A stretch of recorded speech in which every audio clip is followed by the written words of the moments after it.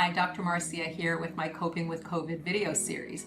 And today I want to talk to you about the young people who are disregarding the public health guidelines and who are congregating in large groups and getting themselves infected and possibly spreading the virus to the community at large. So let's talk about that. First of all, there are still public health guidelines. It's not, back to 100% normal. There are still rules that we have to follow if we want to keep the virus in check.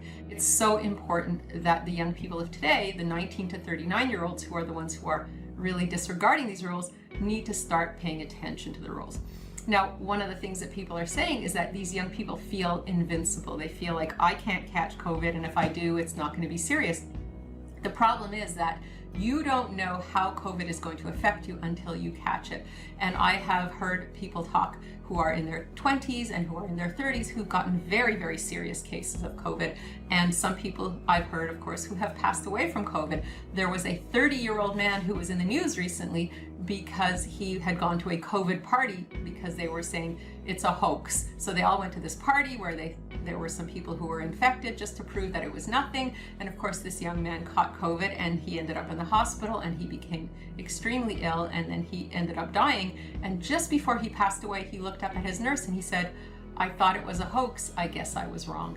Now that's a tremendously tragic outcome for a young person with all the years ahead of him potentially that are now gone, and it's really unfortunate. So he did not know that as a 30-year-old with no pre-existing medical conditions, he could get a life-threatening and life-ending case of COVID. And that's what the young people don't realize. They don't know how it will affect them until they get sick. And do you want to take the chance? Do you, as a young person, in your teens or 20s or 30s, do you want to take the chance that this virus that you catch will be the virus that kills you?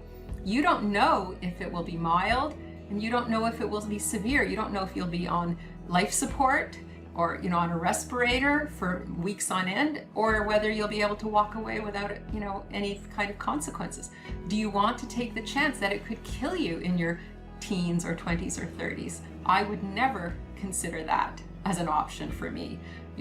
I think it's really important for the young people of today to recognize that they're not invincible, that this virus is still very new and we don't understand everything about it. We don't understand why some people only are mildly affected, some people are asymptomatic, and some people, are severely ill, and some people die. And they're even seeing today that there are people that they call the long haulers who've gotten COVID in March or April and who are still very sick today. They might not have been hospitalized even, but they just never got well. They're in pain, they can't sleep, they are short of breath all the time, they can't function. So young people, you need to recognize that you're not invincible, you're not immune. You could get severely sick, you could die, you could be chronically ill with COVID.